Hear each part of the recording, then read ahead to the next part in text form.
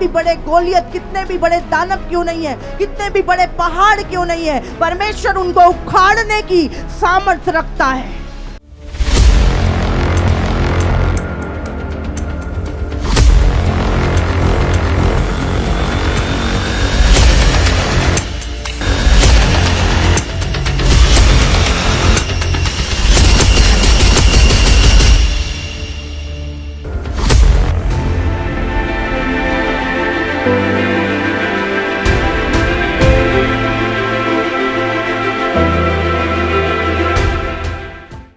आप जानते हैं परमेश्वर हर एक व्यक्ति प्रभु के अभिषेक को लेना चाहता है। प्रभु का अभिषेक से पहले हमें परमेश्वर का कैरेक्टर मांगना अपने जीवन में। हालेलुया। हमारा कैरेक्टर ही हमारा अभिषेक है। जितना प्रभु का स्वभाव, प्रभु की चीजें, हमारी प्रभु का कैरेक्टर होगा, हमारी ज्योति उतनी ज्यादा चमकेगी। आप जानते हैं बिना कैरेक्टर अभिषेक डेंजर है। हालेलुया। हम शिमशोन के बारे में पढ़ते हैं। शिमशोन जन्म से ही प्रभु का अभिषिक्त था और पूरी लाइफ में कोई उसको मार नहीं सकता था। उसको जीतने के लिए ही परमेश्वर ने वो अभिषेक दिया था, लेकिन अपने कैरेक्टर को मेंटेन ना करने के कारण उसने अपने अभिषेक को खो दिया और एक भयानक सजा को पाया। ये नहीं कि प्रभु ने उसके साथ किया था, प्रभु ने तो उसको जीतने के लिए बनाया था। जिंदगी भर जयवंत जीवन जीने के लिए प्रभु ने उसे चुना था, लेकिन एक अभिषिक्त भी गिर सकता है अपने कैरेक्टर के कारण। हालेलुया। बिना कैरेक्टर के परमेश्वर का अभिषेक हमारे लिए डेंजर हो सकता है, घमंड का कारण हो सकता है, गिरने का कारण हो सकता है। इसीलिए हमें अपनी लाइफ में पहले परमेश्वर के कैरेक्टर को मांगना है कि प्रभु मेरा स्वभाव तेरी तरह हो, मेरी आदतें परमेश्वर जैसी हो, मेरी लाइफ परमेश्वर जैसी हो। बट आज की डेट में लोग अभिषेक को ज्यादा चाहते हैं, कैरेक्टर को मेंटेन करना नहीं चाहते। हालेलुया। इसीलिए अभिषिक्त होने के बावजूद भी लोग गिर जाते हैं और परमेश्वर की नाम धराई होती है उन चीजों से। लोग परमेश्वर को, शैतान भी अभिषिक्त था, अभिषिक्त दूत था, लेकिन खड़ा नहीं रहा, गिर गया। मैंने बोला बिना कैरेक्टर के परमेश्वर का अभिषेक डेंजर है। और आपका कब आपका अभिषेक बढ़ता है? जब आपका परमेश्वर के साथ संबंध बढ़ता है। और जब आपका अभिषेक बढ़ता है, आपकी ज्योति बढ़ती है, आपकी लौ बढ़ती है, उतना ही तेज होती है जितना आपका संबंध परमेश्वर के साथ स्ट्रांग होता है। जितना आप अपना समय प्रभु के साथ बिताएंगे, आपका कैरेक्टर उतना ज्यादा परमेश्वर जैसा बनता जाएगा। शिमशोन अनॉइंटेड होने के बाद भी एक खराब मृत्यु मरा। शैतान परमेश्वर के सामने खड़े होने के बाद भी सामने रहता था, वर्शिप करता था प्रभु की, बिल्कुल सामने, लेकिन घमंड के कारण अभिषिक्त होने के बाद भी वो गिर गया। हालेलुया। गेजी अलीशा जैसे प्रभु के अभिषिक्त दास के साथ रहता था। अलीशा जिसने एलिया का दुगना पाया था, गेजी उस अभिषिक्त दास के साथ रहने के कारण भी लालच करके गिर गया अपने अभिषेक से, अपनी कॉलिंग से। हालेलुया। याद रखें, अभिषेक से बढ़कर है हमारा चरित्र, हमारा कैरेक्टर। सबसे अधिक फोकस हमने उस पे करना है। अभिषेक बढ़ता जाएगा, बढ़ता, उसकी लौ बढ़ती जाएगी। हालेलुया। तो क्या मांगना है पहले परमेश्वर से? हाँ, अभिषेक, कैरेक्टर। और यीशु से पावरफुल इस संसार में कोई नहीं है। हालेलुया। जो सेवकाई उसने की, 4 तरह की सेवकाई, टीचिंग, प्रीचिंग, हीलिंग और डिलीवरेंस। ये 4 तरह की सेवकाई थी यीशु मसीह की। हालेलुया। वो शिक्षा देता था, स्वर्ग के राज्य का प्रचार करता था, लोगों को हील करता था और लोगों को दुष्ट आत्माओं से छुटकारा देता था। हालेलुया। और वो सारी चीजें वो उस अभिषेक के द्वारा कर पाया जो उसने परमेश्वर पिता से पाया। हालेलुया।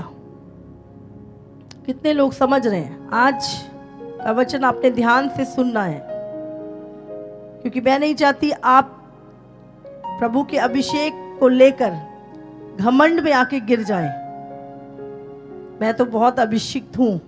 हाँ, अभिषेक डेंजर है बिना कैरेक्टर के। एक वचन निकालेंगे हम, 2 पत्रस। ये पत्री पत्रस ने उस समय लिखी जब वो अपने आखिरी दौर में था। उसका 2 से पढ़ेंगे हम। बहुत से उनके समान लुचपन करेंगे, जिनके कारण सत्य के मार्ग की निंदा की जाएगी। वे लोभ के लिए बातें गढ़कर तुम्हें अपने लाभ का कारण बताएंगे। बाइबल में लिखा, अंत के दिनों में झूठे भविष्यवक्ता, झूठे उपदेशक झूठा प्रचार करेंगे और जिन्होंने उसको मोल लिया है, यीशु मसीह ने अपना लहू देकर, उसका इनकार करेंगे और अपने आप को विनाश में डाल देंगे। और बहुत से उनके समान लुचपन करेंगे, गंदे काम करेंगे, जिसके कारण सत्य के मार्ग की निंदा की जाएगी। वे लोभ के लिए बातें गढ़कर तुम्हें अपने लाभ का कारण बनाएंगे, और जो दंड की आज्ञा उन पर पहले से हो चुकी है, उसके आने में कुछ भी देर नहीं और उनका विनाश ऊंघता नहीं। अभी पढ़ेंगे 4 से, ध्यान से। क्योंकि जब परमेश्वर ने उन स्वर्गदूतों को जिन्होंने पाप किया नहीं छोड़ा, पर नरक में भेजकर अंधेरे कुंडों में डाल दिया, ताकि न्याय के दिन तक बंदी रहे, और प्राचीन युग के संसार को भी ना छोड़ा, वरन भक्तिहीन संसार पर महाजल प्रलय भेजा, पर धर्म के प्रचारक नूह समेत 8 व्यक्तियों को बचा लिया, और सदोम और अमोरा के नगरों को विनाश का ऐसा दंड दिया कि उन्हें भस्म करके राख में मिला दिया, ताकि वह आने वाले भक्तिहीन लोगों की शिक्षा के लिए एक दृष्टांत बने, और धर्मी लूत को, जो अधर्मियों के अशुद्ध चाल चलन से बहुत दुखी था, छुटकारा दिया, क्योंकि वह धर्मी उनके बीच में रहते हुए और उनके अधर्म के कामों को देख देख कर और सुन सुन कर हर दिन अपने सच्चे मन को पीड़ित करता था। तो प्रभु भक्तों को परीक्षा में से निकाल लेना और अधर्मियों को न्याय के दिन तक दंड की दशा में रखना भी जानता है। विशेष करके उन्हें जो अशुद्ध अभिलाषाओं के पीछे संसार के अनुसार चलते और प्रभुता भी करते हैं। वे ढीठ और हठी हैं और ऊंचे पद वालों को बुरा भला कहने से नहीं डरते, तो भी स्वर्गदूत जो शक्ति और सामर्थ में उनसे बड़े हैं, प्रभु के सामने उन्हें बुरा भला कहकर दोष नहीं लगाते। मैं चाहती हूँ आप 2 पत्रस की पूरी पत्री पढ़ें। यहूदा हम यहाँ भी पढ़ लेंगे, फिर में हम बात करेंगे कि यहूदा 1:5 से हम पढ़ते हैं। पर यद्यपि तुम सब एक बार जान चुके हो, तो भी मैं तुम्हें इस बात की सुधि दिलाना चाहता हूँ कि प्रभु ने एक कुल को मिस्र देश से छुड़ाने के बाद विश्वास ना लाने वालों को नष्ट कर दिया। फिर जिन स्वर्गदूतों ने अपने पद को स्थिर ना रखा, वरन अपने निज निवास को छोड़ दिया, उसने उनको भी उस भीषण दिन के न्याय के लिए अंधकार में, जो सदा काल के लिए हैं, बंधनों में रखा है। जिस रीति से सदोम और अमोरा और उनके आसपास के नगर जो इनके समान व्यभिचारी हो गए थे और पराये शरीर के पीछे लग गए थे, आग की अनंत दंड में पड़कर दृष्टांत ठहरे हैं। आप जानते हैं, आज शैतान नहीं चाहता कि लोग सच्चाई को जाने, लोग खरी शिक्षा को जाने। शैतान लोगों को भरमा के झूठी कहानियों में लगा के रखना चाहता है और गलत गलत शिक्षाएं, ताकि लोग सत्य को ना जाने पूरी तरह से।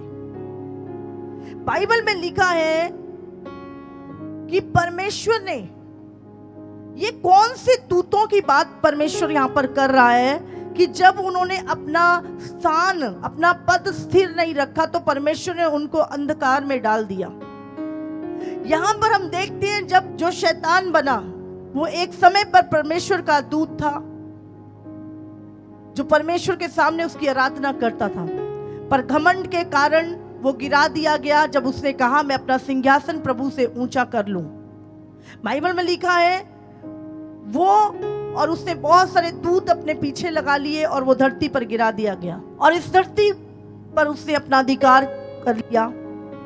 और ये जो दूत है जो अंधेरे स्थानों में डाले गए हैं, यहाँ पे लिखा है उनको अंधेरे स्थानों में रखा गया है ताकि न्याय के दिन, अंत के समय उनका न्याय किया जाए।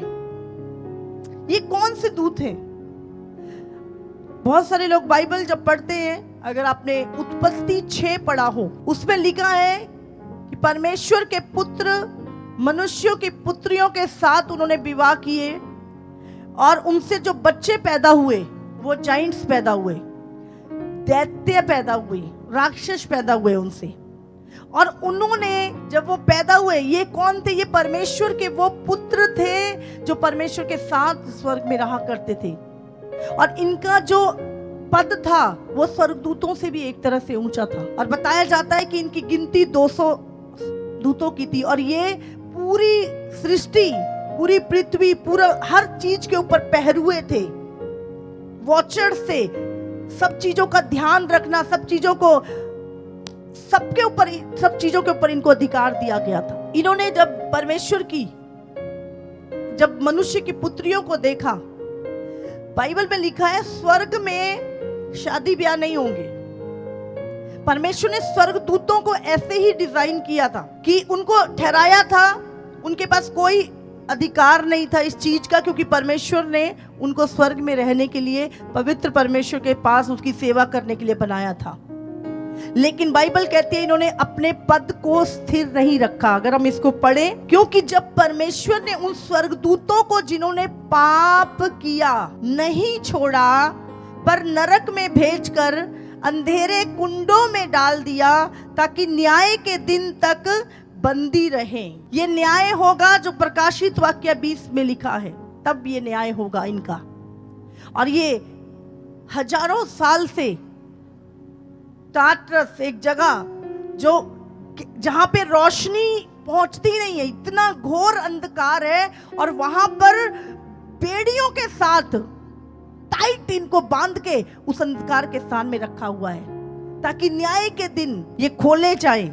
जिस दिन परमेश्वर न्याय का दिन तक ये बंदी रहे, तब उनका न्याय होगा। और ये कौन है? अगर आपने अय्यूब की किताब पढ़ी है तो उसमें लिखा है पहले चैप्टर में कि परमेश्वर के पुत्र जब परमेश्वर के पास आए तो शैतान भी उनके बीच में डोलते डालते परमेश्वर के सामने आया। ये वो परमेश्वर के पुत्र, और ये गिनती में 200 थे, और इन्होंने एका कर लिया था। इन्होंने कहा हो नहीं सकता कि परमेश्वर हमें नरक में डाल दे, बोले कोई भी परमेश्वर को नहीं बताएगा। और इन्होंने जाके मनुष्यों की पुत्रियों के साथ, जो आज्ञा के खिलाफ था, इन्होंने औरतों के साथ, धरती पे मनुष्य की पुत्रियों के साथ जब व्यभिचार किया, उनसे जो बच्चे पैदा हुए, कहते वो जाइंट्स पैदा हुए, राक्षस पैदा हुए, बहुत लंबे लंबे होते थे वो। और कहते यहां तक कि वो राक्षस जब पैदा हुए तो इन्होंने मनुष्यों को खाना शुरू कर दिया, और धरती पर इतना करप्ट हो गई कि ये दूतों ने, वो जाइंट्स और उन दूतों ने जानवरों के साथ व्यभिचार किया। उन्होंने कोई दुनिया की कोई चीज नहीं छोड़ी, पशु पक्षी, गलत गलत कोई चीज ऐसी नहीं थी जिसके साथ इन्होंने गंदे काम नहीं किए। आपने देखा होगा सिर तो जानवर का है, धड़ मनुष्य का है, एक्स्ट्रा पैदा होने लगे। 6-6 उंगलियां होती थी इनकी, 8-8 पैर होते थे, 10-10 सिर होने लगे इनके। और एक्स्ट्रा बीइंग, मतलब इंसान की तरह नहीं, इंसान से एक्स्ट्रा पैदा होने लगी चीजें, और पूरी धरती करप्ट कर दी इन्होंने, गंदी कर दी, मनुष्य जाति को खराब कर दिया पूरी तरह से। और परमेश्वर का क्रोध भड़का इनके ऊपर, और परमेश्वर ने पूरी धरती जल प्रलय के समय, क्योंकि बाइबल में लिखा मनुष्य के मन में जो कुछ पैदा होता था वो बुरा ही होता था, और परमेश्वर ने इन दूतों को जिन्होंने ये काम किए थे उनको अंधेरे कुंडों में डाल दिया, और ये न्याय के दिन तक बंदी है। ये खोले जाएंगे प्रकाशित वाक्य 20 में, जब प्रभु न्याय करेगा। हालेलुया। और उसके बाद अगर हम पढ़े सदोम और अमोरा के बारे में हम पढ़ते हैं, वहां भी यही पाप, समलैंगिक लोग थे वहां पर, पुरुषों के साथ वे विचार करते थे, जानवरों के साथ, और वहां पे इतना पैसा था, वहां पे किस भरपूरी का स्थान था सदोम और अमोरा, कोई कमी नहीं थी वहां पे, खाने को पीने को बहुत ही भरपूरी वाली जगह थी सदोम और अमोरा। लेकिन वहां पर ये पाप, समलैंगिकता, अडल्ट्री, यहां तक कि जब परमेश्वर के दूत गए देखने, जब परमेश्वर के कानों में उनके पाप की चिल्लाहट पहुंची, तो उन दूतों के साथ भी उन्होंने व्यभिचार करने की कोशिश की। इतनी गंदगी वहां पर फैल गई थी, और परमेश्वर का क्रोध भड़का, और परमेश्वर ने स्वर्ग से आग बरसा के सदोम और अमोरा का नाश किया था। और बाइबल में लिखा है जब आदम और हव्वा ने भी परमेश्वर की अनाज्ञाकारिता की, जिसको परमेश्वर ने अपनी संगति के लिए बनाया था, परमेश्वर ने उनको भी अदन की वाटिका से बाहर कर दिया था, और वो खून और पसीने की रोटी खाने लगे। आज बहुत सारे लोग कहते हैं ਅਸੀਂ खून पसीने की रोटी खाने हैं। पसीना आप जानते हैं श्राप है, श्राप के कारण ही प्रभु ने कहा आज से तू खून और पसीने की रोटी खाएगा, तुझे मेहनत करनी पड़ेगी, धरती पे तू बोएगा पर कांटे भी उगेंगे साथ में। ये श्राप था, श्राप के अधीन थे ये। और उसके बाद परमेश्वर ने एक कौम जिसको मिस्र से निकाला, जो परमेश्वर की ने एक जाति को चुना था, इजराइल, और बाइबल में लिखा उन्होंने भी जब विश्वास नहीं किया। हमने यहूदा में पढ़ा, प्रभु ने एक कुल को मिस्र देश से छुड़ाने के बाद विश्वास ना लाने वालों को नष्ट कर दिया। विश्वास ना लाने वालों को आज भी हम देखते हैं परमेश्वर ने लाखों लोगों को निकाला वहां से, लेकिन बाइबल में लिखा विश्वास ना लाए वो प्रभु पे। परमेश्वर के चमत्कारों को अपने आंखों के सामने देखते थे, परमेश्वर आग का खंभा बन के उनके आगे चलता था, उसके बाद भी विश्वास ना लाने, परमेश्वर को सीमित करते थे। क्या प्रभु ये कर सकता है? क्या प्रभु ये कर सकता है? क्या प्रभु ये करेगा? परमेश्वर को सीमित करते थे लोग अपनी बातों से, शक करते थे परमेश्वर के ऊपर, और लिखा ये विश्वास ना लाने के कारण नष्ट कर दिया। राक्षसों की ऐसी जाइंट्स जो होते थे, दानव जो होते थे, उनकी ऐसी प्रजातियां थी कनान देश में जो रहती थी, जिनको इंसान कभी मार नहीं सकता था अपनी ताकत से। कहते 7 प्रकार की ऐसी प्रजातियां दानवों की कनान में रहती थी। इसीलिए परमेश्वर ने इजराइलियों को बोला तुम्हारा युद्ध मैं लड़ूंगा। उसने कहा मैं तुम्हारे संग संग हूं, संग्राम यहोवा का है। उसने इजराइलियों को बोला था मैं तुम्हारे लिए लड़ूंगा, क्योंकि वो जो दानव वहां रहते थे उनको वो हरा नहीं सकता था। इसलिए परमेश्वर ने उनके युद्ध लड़े, खुद परमेश्वर ने उनको नाश किया। क्योंकि जब यहोशू और कालेब कहते हैं उस कनान नगर में गए, तो उन्होंने देखा कि वहां तो अरे बहुत इतने दीवार जितने 13-13 फुट के दानव रहा करते थे। और जो 12 गुप्तचर वहां पर गए थे, 10 तो कहने लगे, बोले नहीं नहीं नहीं हम नहीं, उनको हम तो उनके सामने टिड्डियां लगते हैं, इतने बड़े हैं वो, इतने चौड़े हुआ करते थे वो, और इतने लंबे कि उनके सामने मनुष्य छोटा सा लगता है। बोले टिड्डियां लगते हैं हम उसके सामने, इतने बड़े दानव है वहां पर। लेकिन यहोशू और कालेब ने कहा, कहते कुछ नहीं है वो, हमारे लिए वो टिड्डों के समान है, हम 1 मिनट में उनका नाश कर देंगे क्योंकि यहोवा हमारे साथ है। हालेलुया। उनका विश्वास अपनी ताकत पे नहीं था, उनका विश्वास परमेश्वर की सामर्थ पे था। आज जब हम विश्वास नहीं करते परमेश्वर की सामर्थ पर, हम अपनी बीमारी में, अपने दुखों में नाश होते रहते हैं। हालेलुया। हमें याद रखना, परमेश्वर के लिए कुछ भी असंभव नहीं है। आपकी लाइफ में कितने भी बड़े गोलियत, कितने भी बड़े दानव क्यों नहीं है, कितने भी बड़े पहाड़ क्यों नहीं है, परमेश्वर उनको उखाड़ने की सामर्थ रखता है, यदि आपका विश्वास है तो। हालेलुया। कितनों को समझ में आ रहा है? लेकिन याद रखें, अपने पद को हमेशा स्थिर रखें, बने रहे प्रभु में। इसीलिए परमेश्वर ने हमें पवित्र आत्मा दिया। परमेश्वर को पता था ये इंसान चल नहीं सकते, चाहे परमेश्वर हमारे लिए क्रूस पर मर गया, परमेश्वर ने हमारे उद्धार का मार्ग खोल दिया था, लेकिन उसके बाद भी परमेश्वर को पता था कि शैतान इनको फिर से भरमाएगा, ये अकेले नहीं चल सकते। इसलिए परमेश्वर ने स्वर्ग से, प्रभु ने कहा जब तक पवित्र आत्मा ना आए तुम यहीं पर ठहरे रहना, क्योंकि बिना पवित्र आत्मा के तुम जय नहीं पा सकते। हालेलुया। और परमेश्वर ने वो पवित्र आत्मा हमारे भीतर दिया ताकि हम उन चीजों के ऊपर जय पा सकें। हालेलुया। हम पवित्र जीवन को जी सके, हम एक जयवंत जीवन जी सके। कितनों को समझ में आ रही है? बाइबल में लिखा, परमेश्वर ने जब उन स्वर्गदूतों को जो परमेश्वर के पुत्र कहलाते थे, आप जानते हैं हरमोन नाम की पहाड़ पर इन लोगों ने ये इकट्ठे हुए। आज भी वो हरमन की पहाड़ इजराइल में है, जहां पे ये दूत इकट्ठे होके इंसानी रूप में निम्रोद को पकड़ा था, और उसी ने पहली बेबीलोन की मीनार बनवाई थी, जहां पे भाषाओं की गड़बड़ी पड़ी थी। दुनिया में इतनी भाषा नहीं थी, एक ही भाषा थी पहले, एक ही मूल के लोग हुआ करते थे। और जब शैतान ने इंसान को, निम्रोद को पकड़ा, उसने उनको बताया हम तुझे स्वर्ग का रास्ता बताते हैं, क्योंकि वो स्वर्ग के दूत थे। और उन्होंने धरती पे लोगों को भ्रष्ट करने की, उन्होंने एक मीनार बनाई, एक गुम्मत बनाया बहुत, और सब एक भाषा के थे। और प्रभु ने देखा कि अगर ये पापी होते हुए स्वर्ग में चढ़ गए तो स्वर्ग में भी पाप कर देंगे, स्वर्ग में भी गंदगी फैला देंगे। और परमेश्वर ने उसी समय, अगर आप उत्पत्ति का 11 चैप्टर पढ़े तो दुनिया में जो भाषा में गड़बड़ी डली, परमेश्वर ने वहीं पे डाली थी। बाइबल में लिखा है वहां पे भाषा में गड़बड़ी डाली गई, और एक दूसरे की भाषा समझ नहीं आ रही, और वो लोग बिखर गए और अलग अलग जगहों पर जाकर बस गए। हाँ, मरमिट देखिए, अगर पानी में आपने देखा हो, पूंछ मछली की है और मुंह औरत का होता है। इस तरह की बहुत सारी आइटमें आपको दुनिया में देखने को मिल जाएंगी।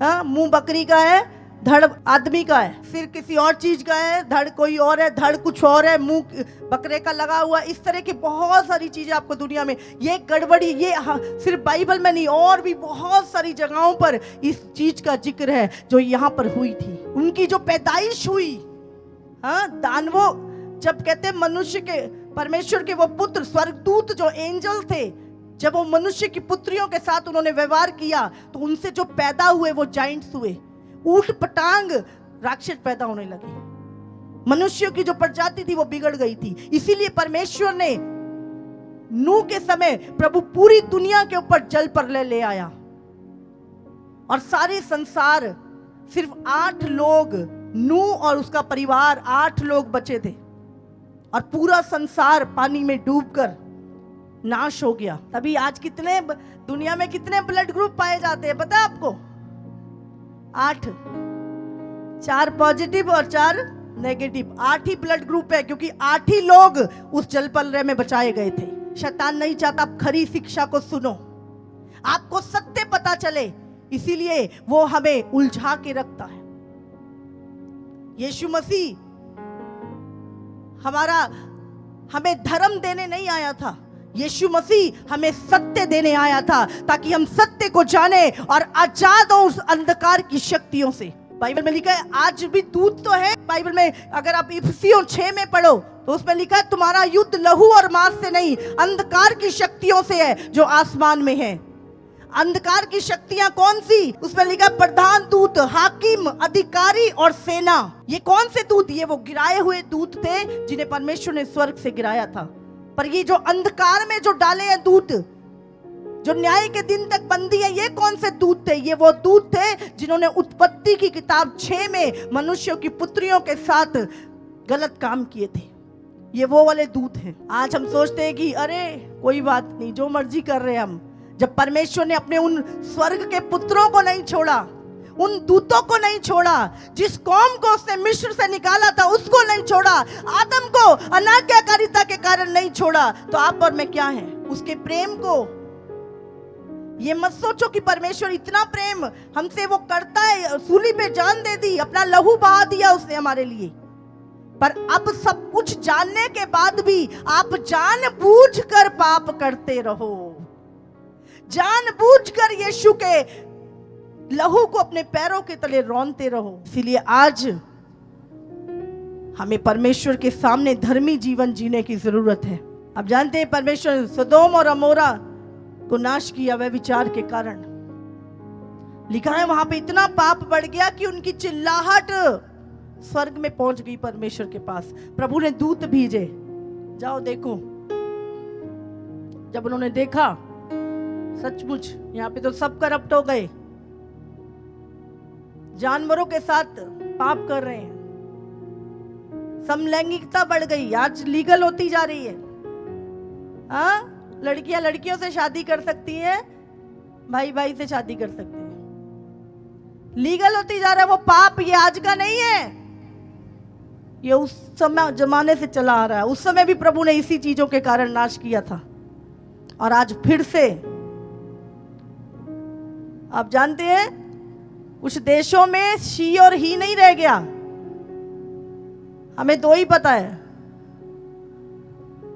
वहां पे और बहुत सारी चीजें हो गई है शी और ही के अलावा। अगर आप गलती से बोल दें तो हो सकता है आपको सजा हो जाए। समझ आ रही है आपको? यही चीजें थी सदोम और अमोरा में जब परमेश्वर का क्रोध भड़का था। आज शैतान वही चीजें आम कर दी है उसने, आम। और हमें लग रहा है ये फैशन है, फैशन है, ये नरक का फैशन है, जो वहां के गिरे हुए दूत लोगों को दिखा रहे हैं, सिखा रहे हैं। अभी सांपों की दुष्ट आत्मा निकल रही है और लोग टैटू बनवा रहे हैं सांप के। उन चीजों की